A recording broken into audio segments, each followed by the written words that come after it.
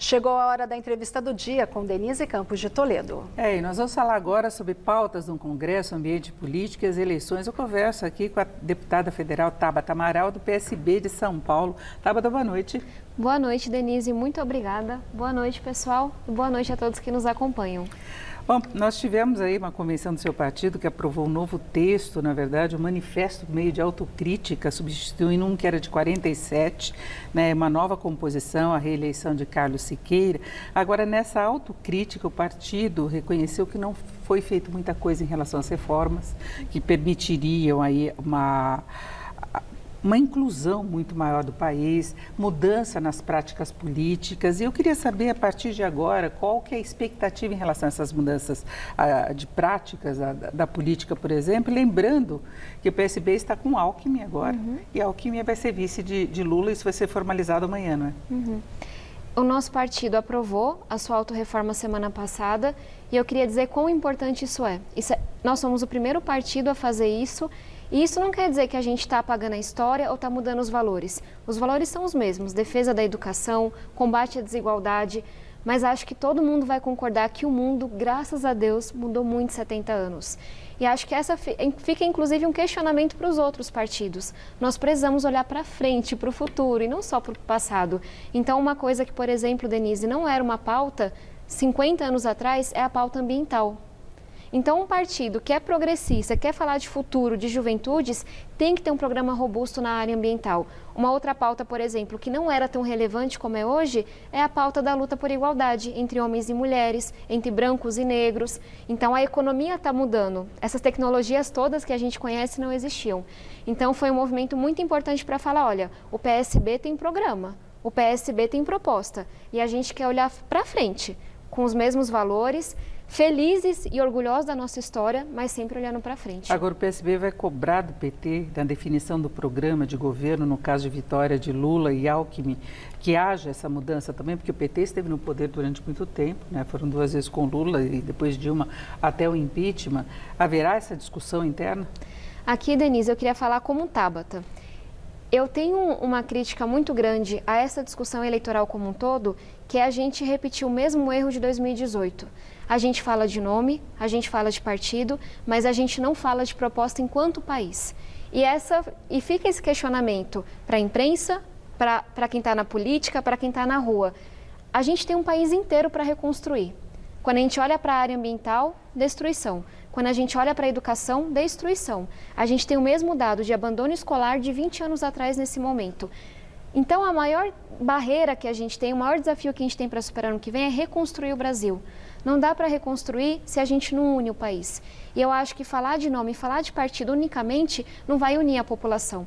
Então, estou dizendo tudo isso para dizer que se a gente não falar o que a gente quer para a educação, o que a gente vai fazer para reduzir a inflação, como é que a gente vai gerar emprego, como é que a gente vai arrumar essa nossa economia. Se a gente não falar sobre isso, eu acho que a gente erra de novo e a gente continua distante do povo, que nesse momento não está nem aí para quem são os candidatos, não está nem aí para a eleição que é daqui 5 meses, mas quer saber como é que a gente vai resolver os problemas. E aí o PSB, como um partido que está com propostas fresquinhas, saídas do forno com a autorreforma, a gente está realmente num lugar muito bacana para ajudar nessa construção.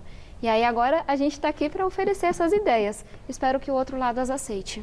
Exatamente, porque houve muitas mudanças nesse tempo todo. Agora, quando o PSB fala em reformas, isso inclui as reformas que têm sido cobradas pela sociedade, reforma tributária, reforma política.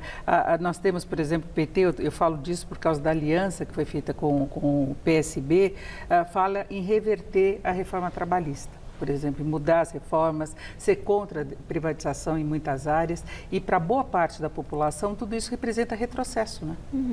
Tem não só isso que você falou, mas tem uma coisa que eu acho maravilhosa, que é o Twitter, graças ao bom Deus, não é a vida real. E tem coisas que cabem num tweet, são feitas para isso, viralizam, provocam grandes emoções, mas não significam muito para quem está na ponta. E a coisa mais bacana que eu vi na discussão da autorreforma do partido é que não está lá grandes frases de efeito, está esmiuçado, no miúdo, o que é que a gente gostaria de fazer. Então a gente defende sim uma reforma tributária, mas com mais clareza, para simplificar os tributos e para que seja mais progressivo. A gente sabe que tem dono de jatinho que não paga seu imposto, enquanto o pobre está pagando um percentual altíssimo no consumo. Quando a gente fala de reforma política, a gente também esmiuça o que a gente quer. E aí, em relação a toda a discussão que se faz, seja reformas passadas, reformas futuras, a provocação que eu faço é, de que reforma que a gente está falando? De que mudanças que nós estamos falando? Porque muitas pessoas me perguntam, você concorda ou não com isso que disseram? E eu, meu Deus, eu acho que nem essa pessoa que disse isso sabe do que é que ela está falando. Sabe o que é, assim, me apresente no papel. E aí eu acho que é irresponsável dizer concordo, discordo, porque não é sobre torcida. Não é sobre quem tem a frase mais bonita para o Twitter. Muito impopular o que eu estou dizendo. Mas quando eu ando na minha comunidade, quando eu percorro o estado, eu sinto que a política está cada vez mais distante das pessoas. E a gente tem que lembrar que a maioria da população brasileira, a maioria da população de São Paulo, não está no Twitter. Até porque não tem tempo para isso. Agora a gente vê uma polarização muito em cima de nomes e muito pouca discussão em cima de programas efetivos, né? Nós temos tanto o atual governo com problemas seríssimos que vão ficar de herança para o próximo ano, como o candidato do outro lado, que é Lula, junto com a chapa com o Alckmin, também não discutindo programas de governo. Então, o que a gente espera é que haja uma definição, que os problemas são reais, né? Você citou vários e tem na área econômica também. Agora, falando dessa polarização, nós temos uma coisa que vai além disso agora, toda essa discussão em relação à liberdade de expressão.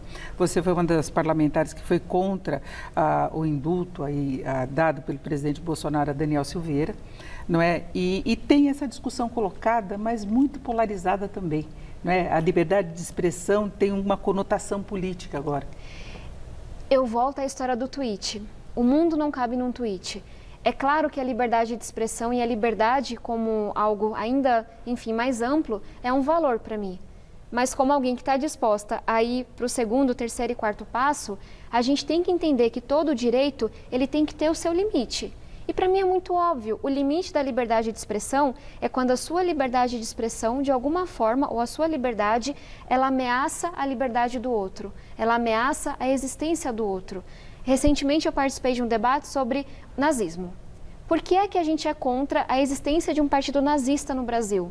Porque essa liberdade, por assim dizer, de um grupo, claramente vai contra a liberdade, a existência de negros, de gays, de ciganos, de judeus, de todo mundo que é diferente, porque o regime nazista era contra o diferente, não era só contra judeus. Estou falando isso porque no caso do Daniel Silveira, na hora que ele ameaça a nossa democracia, que é o único sistema que eu conheço no mundo todo, que garante que eu posso dizer o que eu penso, você pode dizer o que você pensa, e nós não vamos ser presas por isso, e a gente vai poder seguir nossas vidas, na hora que Daniel Silveira, esse deputado, ameaça a democracia, ameaça ministro, coloca um poder contra o outro, ele está indo contra, no final do dia, contra a liberdade de expressão, contra o sistema que sustenta isso.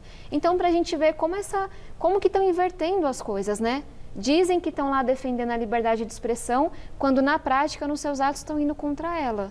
Agora você coloca que o Twitter não é a realidade que nós vivemos, mas ele cria uma realidade e cria uma conscientização que leva exatamente a esse tipo de avaliação, que a liberdade de expressão é você falar o que você quiser e aí você cria um posicionamento também contrário ao Supremo Tribunal Federal, que seria responsável pela manutenção da democracia, junto com o governo. É um dos poderes principais para preservar exatamente a liberdade. Né? Denise, eu sei que você vai concordar, não é que eu estou falando contra as redes sociais, adoro os memes, adoro me conectar com meus parentes na Bahia, com gente do Brasil inteiro. Mas é isso, virou terra de ninguém. Tem muitas coisas que acontecem em rede social que eu falo, gente, não precisa criar um novo crime para isso. Homofobia, racismo é crime na vida real e é crime num post. Você instar violência contra alguém, você atacar uma instituição, você atacar seus representantes é crime na vida real, na rua, num palanque e é crime naquele ambiente. E parece que porque você está atrás de uma tela, você pode dizer o que você quer e isso não tem nenhuma consequência. E olha o mundo todo mostrando pra gente que fake news divulgada em rede social mudou o resultado de uma eleição. Fez com que uma população se colocasse a matar outra, causou genocídios mundo afora. Então, assim, eu acredito que está na hora da gente chamar as plataformas para serem mais responsáveis. Não para elas dizerem se o conteúdo é verdadeiro ou falso, porque eu acho que isso é perigoso também, né? Quem que é o dono da verdade? Mas para que elas sejam responsáveis para derrubar robô, para dizer quem está financiando aquele conteúdo, para ser mais transparente. Porque tem isso, parece que tudo é orgânico, mas não é.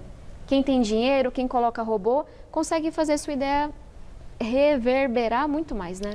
E você falando dessa questão dos direitos, você defende muitas pautas relacionadas às mulheres e a gente vê que mesmo com avanços, com a criminalização de determinadas atitudes, continua a violência, continua uma situação desfavorável, por exemplo, em relação ao mercado de trabalho, em relação à renda e desfavorável inclusive entre os políticos, né? Porque a gente tem muito desrespeito entre os políticos com as mulheres que estão lá também, né?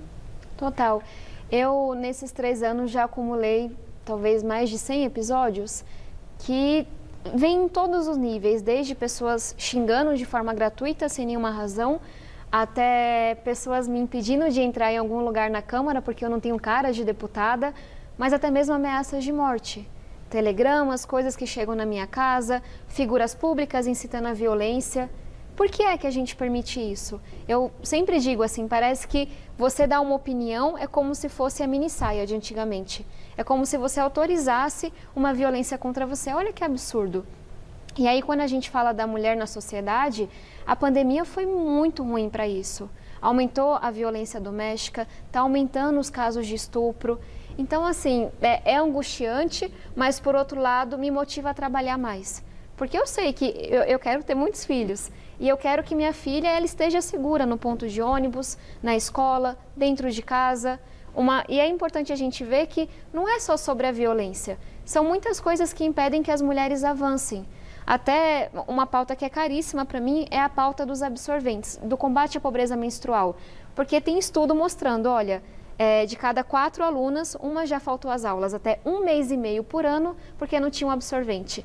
E aí eu penso, como é que resolve isso, né? Elegendo mulher também.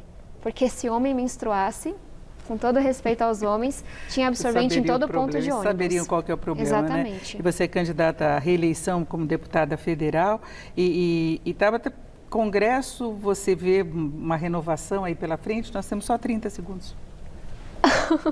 Vamos lá. É muito importante que a imprensa fale sobre orçamento secreto. E eu juro que vou tentar ser breve, mas é um escândalo que está acontecendo. Sequestraram uma parte do orçamento, do dinheiro do povo, tem deputado recebendo 150 milhões de reais por ano para votar junto com o governo e acusações gravíssimas de corrupção. Esse deputado coloca esse dinheiro em um estado que não é o dele, vende essa emenda parlamentar para embolsar uma parte. E eu digo isso, Denise, porque se a gente não se atentar para a eleição do Congresso, e o povo nunca quer saber dessa eleição especificamente, o Centrão está com muito dinheiro. Essa galera do orçamento secreto vai fazer campanha com muito dinheiro e a gente vai ver isso aumentando. É isso, ouvimos a deputada federal Tabata Amaral, que é do PSB de São Paulo. Tabata, muito obrigada, uma boa noite. Muito obrigada, Denise. Boa noite, pessoal. E feliz Dia das Mães adiantado para você e para todas as mães que nos acompanham. Obrigada. E agora com vocês.